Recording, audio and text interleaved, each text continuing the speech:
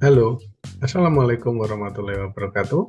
Shalom, Om Swastiastu, Namo Buddhaya, Rahayu, dan salam kebajikan. Halo, perkenalkan nama saya adalah Atian Tanika dan saya adalah staf pengajar dari Prodi Teknik Komputer Fakultas Teknik Elektronika dan Komputer Universitas Satya Wacana. Keahlian saya adalah mengajar mata kuliah dasar fondasi pemrograman rekayasa perangkat lunak, yaitu matematika diskrit, di mana mata kuliah ini mengkaji objek-objek yang diskrit. Artinya adalah objek yang tidak memiliki setiap nilai di titik-titiknya. Dalam kesempatan kali ini, saya akan menggunakan cara mengajar matematika diskrit yang efektif bagi mahasiswa, yaitu dengan menggunakan metode DNH. D adalah delivery, H adalah hands-on. Jadi, kita akan mempelajari bagaimana mahasiswa mengerti tentang matematika diskrit dengan jalan praktek langsung dan disertai dengan hands-on pengertian dari tutor. Kita akan belajar matematika diskrit dengan bobot 3 SKS. Sebelum masuk ke dalam pembelajaran matematika diskrit, ada subbab teori dasar bilangan bulat. Saya akan menjelaskan deskripsi singkat mata kuliah ini, keluaran yang diharapkan, dan metode pembelajaran pada mata kuliah ini. Matematika diskrit adalah mata kuliah yang hadir sebagai dasar mahasiswa untuk mempelajari pemodelan matematika yang luas, di mana tadi sudah dibilang bahwa matematika diskrit mempelajari kasus-kasus diskrit dan mencari pemecahan masalahnya dengan jalan membentuk suatu perhitungan logika dan atau algoritma. Pentingnya mempelajari matematika diskrit adalah agar mahasiswa dapat memodelkan secara matematis tentang kajian teori graf, teori himpunan, relasi dan fungsi, induksi matematik, algoritma bilangan bulat, barisan deret, dan logika basi. Keluaran yang diharapkan dalam metode pembelajaran kali ini adalah mahasiswa menguasai konsep teoritis tentang matematika diskrit itu sendiri. 2. Mahasiswa menguasai konsep teoritis tentang teori himpunan. Mahasiswa menguasai teori dan konsep tentang relasi fungsi. Mahasiswa menguasai teori dan konsep tentang teori bilangan bulat. Mahasiswa menguasai konsep tentang teori graf. Mahasiswa menguasai konsep tentang pohon, graf berarah, dan logika basi. Metode pembelajaran yang saya gunakan dalam mata kuliah ini adalah dengan jalan memperdalam pemahaman kerjasama dosen dan mahasiswa melalui asistensi dan praktikum. Sehingga dengan 16 kali pertemuan yang dibagi menjadi 2 tes besar, tes mid semester dan tes AS, saya harap dan pastinya bahwa mahasiswa dapat mempelajari metode DNH ini dalam matematika diskrit ini dengan maksimal dan optimal sehingga hasilnya menjadi efektif. Materi yang dibahas pada pertemuan 1 adalah pendahuluan, pertemuan 2-4 adalah topik relasi fungsi, pertemuan 5-7 adalah topik bilangan bulat, pertemuan 8 adalah mid semester, pertemuan 9-10 adalah teori graf dan planar, pertemuan ke-11 adalah teori pohon, pertemuan 12-13 adalah graf berarah, traveling salesman problem, pertemuan 14-15 adalah logika basi, dan terakhir pertemuan ke-16 adalah TAS atau tes akhir semester. Adapun bobot perkuliahan adalah praktikum 20%, pekerjaan rumah atau tes kecil 15%, tes tengah semester dan tes akhir semester 30%, presensi 5%. Adapun sumber acuan utama, 1. Saya menggunakan Lipscott Seymour dalam bukunya Discrete Mathematics 3rd edition tahun 2007, keluaran Skaum. Lalu kemudian Munir Renaldi dalam buku berjudul Matematika Diskrit, penerbit Informatik Bandung 2010 dan acuan pendukung Ross Timothy dalam bukunya Fuzzy Logic with Engineering Application, penerbit McGraw-Hill tahun 1995. Adapun tata cara perkuliahannya adalah daring dengan menggunakan Zoom, yang akan dilaksanakan setiap hari Rabu jam 2 sampai jam 4 sore waktu Indonesia bagian Barat. Strategi saya menyampaikan perkuliahan ada 4 hal. Yang pertama, strategi dengan menyampaikan materi berdasarkan textbook yang tadi sudah disampaikan. Yang kedua adalah strategi dengan menggunakan DNH. Tadi sudah saya sebutkan bahwa metode DNH adalah metode yang bersifat dan berfungsi problem solving study setiap minggunya, yaitu langsung memberikan contoh kasus pada mahasiswa dan kemudian hasilnya dibahas bersama-sama. Cara ini terbukti efektif dan efisien untuk mempelajari matematika diskrit. Selanjutnya, saya juga menggunakan strategi tes kecil dadaan selama 10 menit. Materi yang diteskan adalah materi yang minggu lalu yang diadakan pada awal kuliah. Dengan metode ini dapat menuntut mahasiswa untuk selalu well prepared karena semua mahasiswa memiliki peluang yang sama untuk berkembang setiap minggunya. Dalam interaksinya, perkuliahan ini menggunakan platform Moodle, yaitu platform UKSW yang dinamakan Evlearn sebagai sarana diskusi di luar kelas yang dapat diakses sewaktu-waktu. Akhirnya, berikut adalah contoh perkuliahan saya dengan menggunakan metode DNH. Selamat menikmati. Sampai ini TTS-nya. Lalu kemudian setelah TTS kita akan lanjutkan sedikit teori bilangan prima dan masuk ke dalam tree, ya. Terus masuk ke dalam hubungannya dengan tree, seperti algoritma cari jarak terpendek. Kita nanti akan belajar itu. Nah, sebelum itu kita lihat dulu nih bilangan prima. Kita mau lihat bagaimana cara membentuk bilangan prima. Kalau formula langsung itu dari sejak zaman ratusan tahun yang lalu sampai sekarang itu pun juga sulit. Itu ya. Jadi sulit. Nah, ada satu pendekatan. Pendekatan ini adalah bagaimana kita bisa cari tahu jumlah bilangan prima yang dimiliki oleh bilangan yang kurang dari n. Nah, misalkan contoh n atau x itu adalah 10, bilangan primanya adalah 4, ada 2, ada 3, ada 5, ada 7. Rumusnya gimana caranya? Ya rumusnya berarti ya ada limit x mendekati tak hingga Px dibagi dengan x per ln x sama dengan 1. Nah, sebagai informasi bahwa bilangan bulat keluaran fungsi itu adalah ln x, ya, adalah bilangan prima. Jadi keluaran fungsi ln x itu adalah satu bilangan bulat di dalam ln x itu adalah bilangan prima, maksudnya gitu. Kita lihat lagi.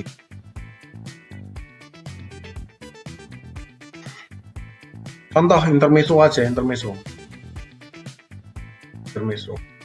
Ini saya ambil dari websitenya ini, Keyboard Challenge. Coba temukan 10 digit bilangan prima di dalam eksponensial. Coba temukan 10 digit saja yang bisa ditemukan di bilangan eksponensial.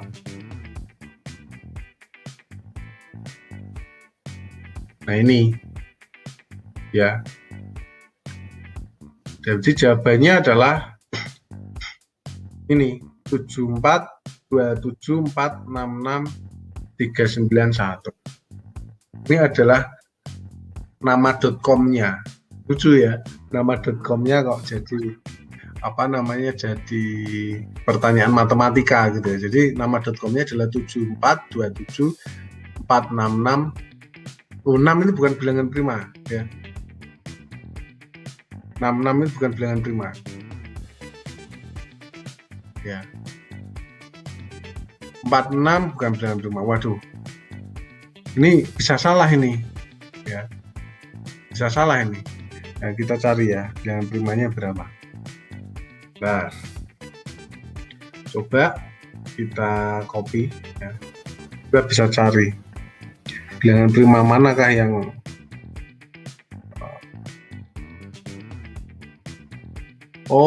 yang dimaksud itu adalah satu ini bukan satu kesatuan ya, maksudnya satu kesatuan ini 7427466 391. Nah, ini adalah bilangan prima ini 10 digit bilangan prima. Yang dimaksud bilangan prima bukan 7 bilangan prima, 4 bilangan prima, 2 bilangan prima. Bukan ya, maaf saya tadi salah ya. Yang dimaksud itu adalah ini satu gelondongan ini bilangan prima ini. Itu ceritanya ya. Bukan 7 bilangan prima, 4 bilangan prima, 2 bilangan prima, enggak, tapi itu 7427 466 391 bilangan prima. Oke. Nah, ada lemma ya, ada klausa, dalil kecil. Apabila P adalah bilangan prima, maka P membagi A, membagi A2, membagi AN gitu ya. Maka dapat membagi secara bulat, tidak ada sisa. Bagaimana pembuktiannya? Nah, ada asumsi perkalian at least ya, satu buah bilangan prima di dalam AN. Dan pembaginya juga prima seperti yang saya tadi jelaskan tadi ya. Jadi kalau misalkan saya punya saya punya contohnya ya 2 dan seterusnya, terus kemudian saya bagi dengan gamma gitu ya. Nah, gamma itu adalah bilangan prima, maka di sini juga adalah bilangan prima. Salah satu dari sekian ini, itu salah satunya adalah bilangan prima yang bisa kita bagi dengan bulat dengan pembaginya. Nah, itu lemma atau klausul kecil ya, pembuktian kecil. Nah, sekarang kita masuk ke Alan Turing. Nah, ini adalah kode Alan Turing versi 1.0. Ini betulan ada ini. Nah, Alan Turing itu dia, Anda tahu ya Alan Turing ya. Alan Turing itu matematikawan dan ya, ahli dalam matematika ya. Kita sebut matematikawan dan kreator ya, inventor. Dia yang terkenal atas sistem Turingnya. Ya, sistem Turing itu komputer pertama yang bisa menghitung, bisa memproses inputan diskrit. Ya. Nah, misalkan kita punya alfabet A sampai Z ya. Alfabet itu punya nilai 01, 02, 03 dan lain sebagainya. Kalau nama Victory itu nomornya 22, 09, 03, 20, 15, 18, 25 itu Victory. Ya ini. Nah, nilai ini belum tentu, maksud saya nilai ini itu akan diberikan key. Nah, dan kan kalau misalkan tinggal mengganti huruf V itu dengan angka 22 itu bisa. Sekarang supaya huruf V ini dan lain sebagainya itu dia secure ya, itu dikalikan semua ini 22 kali 09 kali 03 kali 20 kali 15 kali 18 kali 25 ya, dibagi dengan 13 gitu. Jadi semua ya, ini semua kok dikali dengan 13 gitu. Sorry, bukan dikali, ini saya kebalik-balik karena saya lupa memberikan tanda. Bentar ya, ini saya berikan tanda ini. Nah, sebentar ya. Gitu, sudah tua itu gitu. Jadi ceritanya gini teman-teman, aduh, kuncinya itu salah karena apa? Karena lupa memberikan tanda. Nah, ini maksud saya. Ini angka ini itu dikalikan 13, maksud saya gitu. Bukan 22 dikalikan 09 itu udah. Di angka ini itu dikalikan 13. Ya, angka ini. Nah, angka 13 itu adalah key atau kunci rahasianya. Nah, key-nya, K-nya itu adalah angka bilangan prima. Kira-kira teman-teman sebelum saya lanjutkan, kenapa kok kuncinya itu harus bilangan prima? Ada yang mau menjawab atau enggak? Ayo, jangan saya terus yang ngomong. Kenapa kok kuncinya harus bilangan prima?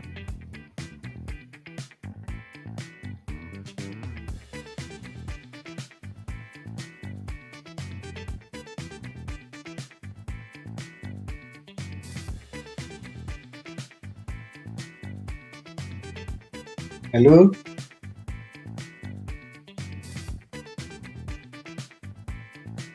Suara saya kedengeran atau enggak ya? Anda masih join atau enggak ini?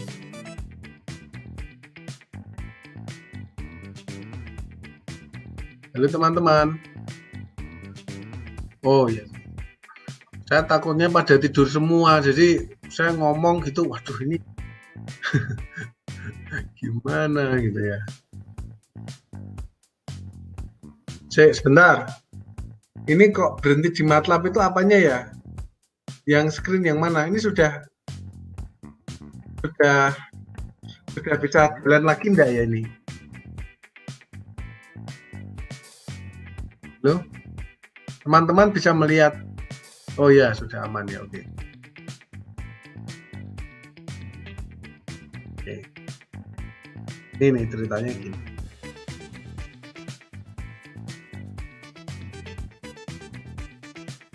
Nah, kira-kira kenapa kok bilangan prima yang jadi kuncinya? Ada yang mau menjawabnya?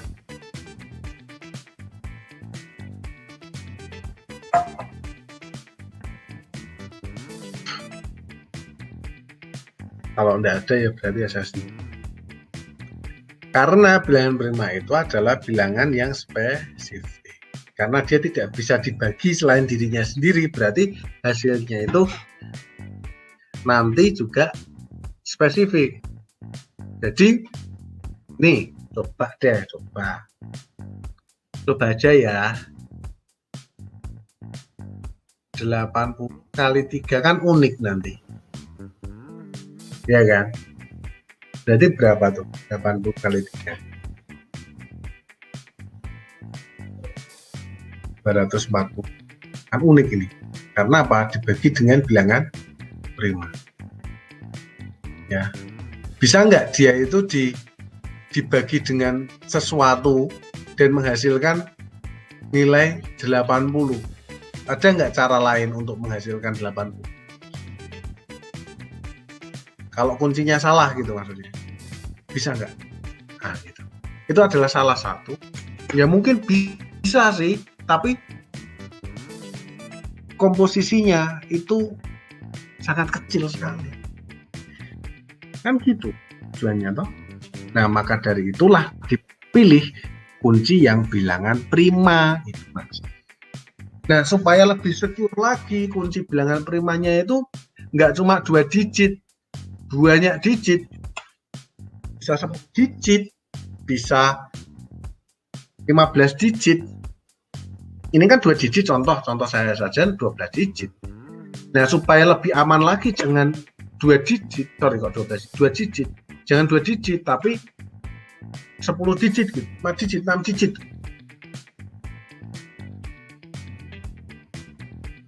Itu ya. Jadi itulah alasan mengapa kuncinya harus bilangan prima. Lalu kemudian pengirim dan penerima itu sepakat bahwa kode kunci itu pasti bilangan prima K. Mereka berdua harus sepakat dulu. Karena enggak sepakat ya nggak bisa di decode nanti, nggak bisa di encode enkripsinya ya, enkripsinya nggak bisa dibuka nanti. Enkripsi pengiriman itu akan mengirim pesan dengan M, dan M itu adalah message dikalikan dengan kuncinya.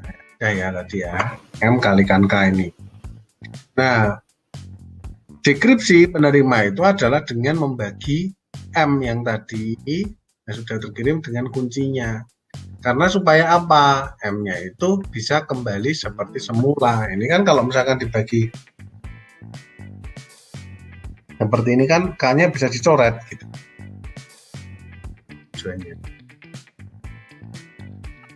Nah, contohnya ya ini. Story tadi dikalikan dengan K. K-nya adalah 22, 80, 17, dan lain sebagainya. Anda punya data ya. Nah, ini ya contohnya itu. Victory tadi dikalikan dengan K. Ini kalau beneran ya, berapa digit itu? Lebih dari 6 digit kan? Banyak digit. Nah, bagaimana pengirim dan penerima itu yakin bahwa M dan K itu adalah bilangan prima yang dibutuhkan? Ya, M itu adalah message-nya, K itu adalah bilangan prima yang dibutuhkan. Gimana caranya yakin? Ini kurang ya.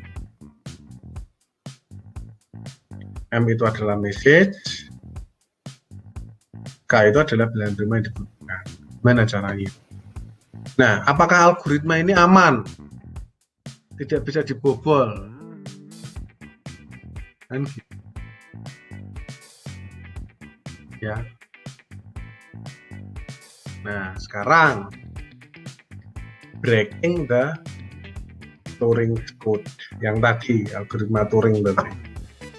Nah, sekarang saya mau tanya, ini kan kosong ya. Nah, silakan teman-teman punya ide nggak kalau misalkan caranya seperti itu tadi, ada ide cara untuk membobolnya nggak? Gitu. Ada yang mau mencoba membobol Turing? Caranya gimana? Metodenya saja. Metode bobol Turing. Alan Turing method. Cara membobol.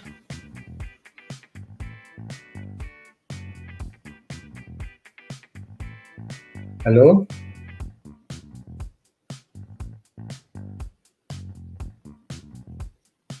Ada yang mau mencoba?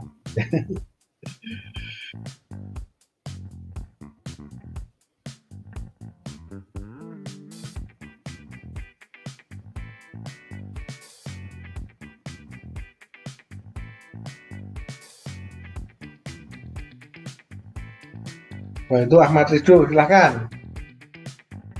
Tuh, silahkan dilanjutkan.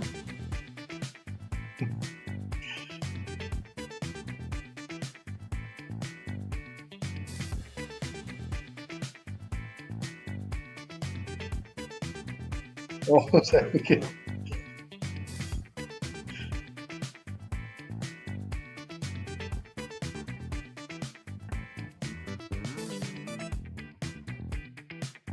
Nah, oke lah, nanti ya, coba aja.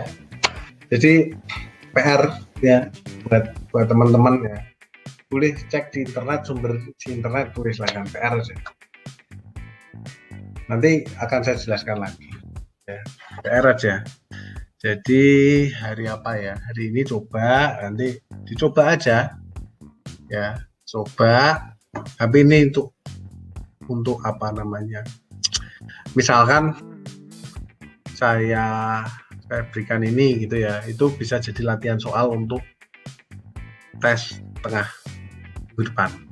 Ya. Latihan soalnya nih, breaking Alan Turing. Jadi Anda bisa gunakan metode apapun juga seperti yang tadi ya, logika-logika tentang apa namanya matematika diskrit, boleh, ya, silahkan, boleh. Gimana sih cara membobol Turing ini? Yang Turing 1.0 ya, yang ini aja, jangan yang 2.0 ini aja. Kode version 1.0 yang sederhana aja ya. Nih 1.0 ini aja. Caranya gitu. Karena banyak sekali metode yang lain. Dan tidak cukup waktunya untuk kita bahas satu persatu. Nanti tentang teori graf, teori tree, tidak cukup waktunya. Nah, sekarang kita mau latihan soal. Sederhana saja. Saya tidak ingin matematika ngomong ya. Teman-teman harus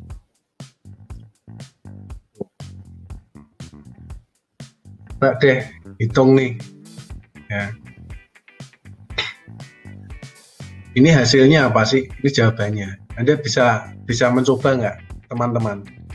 Ada yang mau mencoba? Ini jawabannya ya. Ini jawabannya ini. Jawabannya adalah true. Coba buktikan. Kalau ini, kalau P itu Anda masukkan true dan Q itu Anda masukkan false, hasilnya apa? Apakah true atau tidak? Coba, ini cuma membuktikan aja. Apakah true gitu? Coba. Ya. Halo. Ya, tolong ya. Kalau yang ini sederhana sekali, tolong saya minta tolong deh. Jadi P saya masukkan true, Q saya masukkan false. Ini saya masukkan 1. Jadi P itu saya masukkan 1, Q-nya itu 0 gitu loh. Ini jawabannya apa gitu loh maksud saya. Apakah benar true gitu? Coba.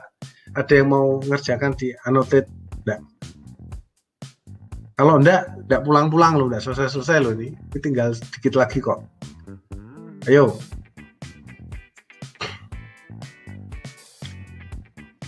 Teman-teman.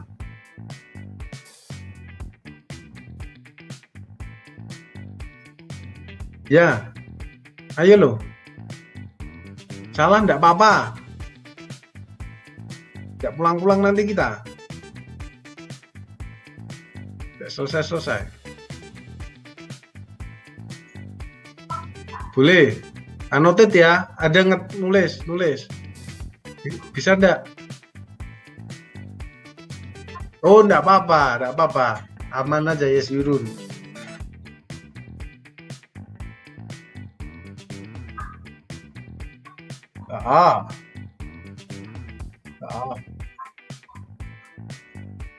Ya, jadinya apa?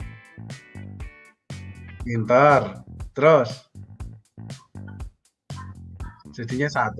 Ya, terus. Ya. Ya.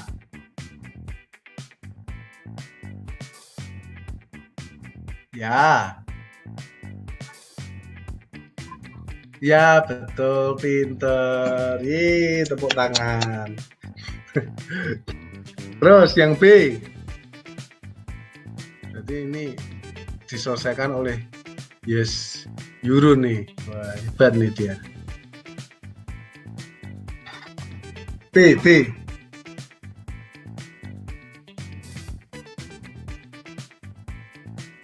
Apakah true jawabannya?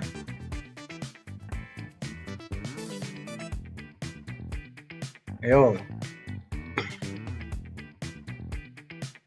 Enggak. Oh.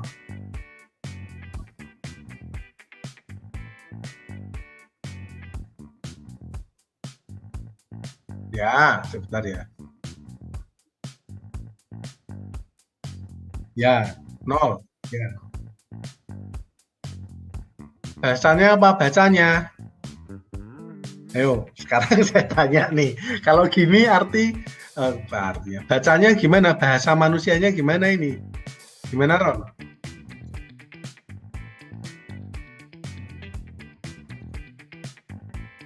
Betul. Jika salah maka salah.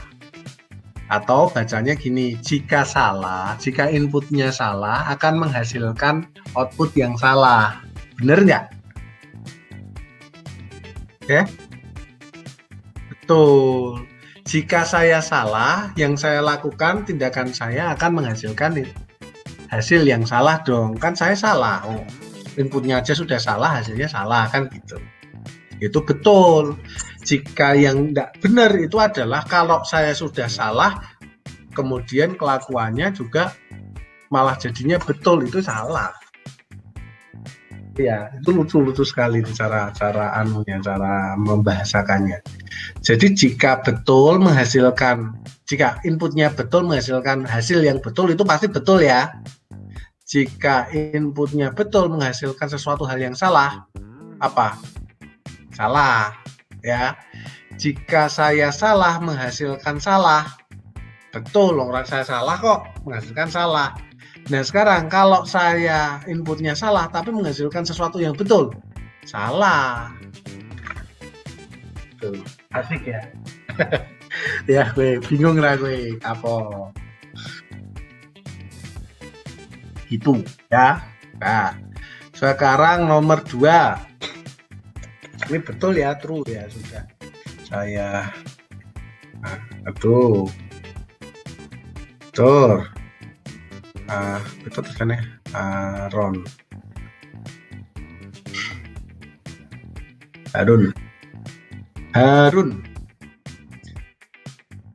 Nah sekarang ini tunjukkan bahwa not P or not Q itu secara logika sama dengan hasil dari Q and not P. P-nya yang ini ya. Q-nya false. Aduh. Bener enggak itu hasilnya?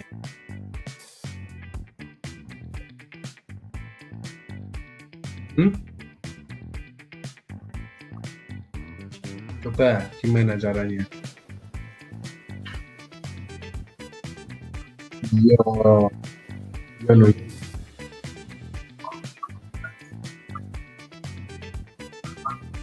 Ya boleh. Sebentar, tak stop dulu ya. Nah, kamu share screen. Aduh, apa kui? Bentar ya, kita lihat. Aku nggak bisa kelihatan nih. Nah, ini rapin ya, nih. Ya.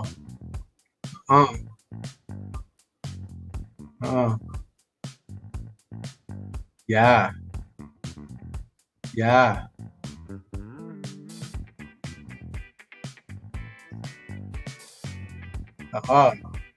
Ya. Ya.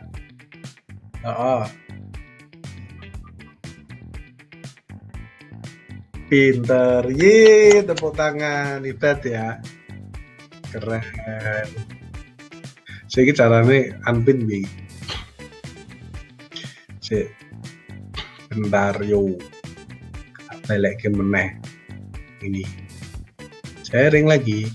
Nah ini sip, bentar ya, ini beres ya, Theo. Nah yang nomor 3, nanti kira-kira soalnya gini ya, untuk yang soalnya sulit cuma gini tok. Sama yang paling sulit mungkin yang membuktikan itu Alan Turing itu. Nah Qx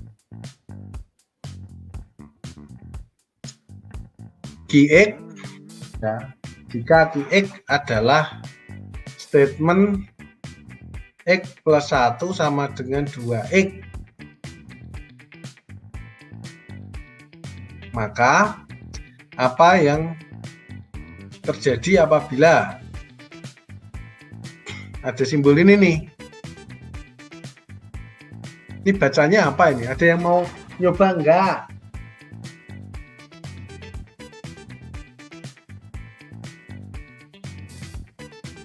Halo? Pertanyaannya adalah A atau B? Ya, sorry. A itu true atau false? B itu true atau false gitu? Paham? Kalau saya punya key, statementnya adalah X plus 1 sama dengan 2X. Kalau saya masukkan ke dalam persamaan ya, A kebalik X, QX, pertanyaan pertama, itu apakah hasilnya true atau false? Lalu kemudian pertanyaan kedua, kalau saya masukkan E kebalik X, Q, X, itu hasilnya true apa false? Yolo, kejar. Ayo, ayo, ayo.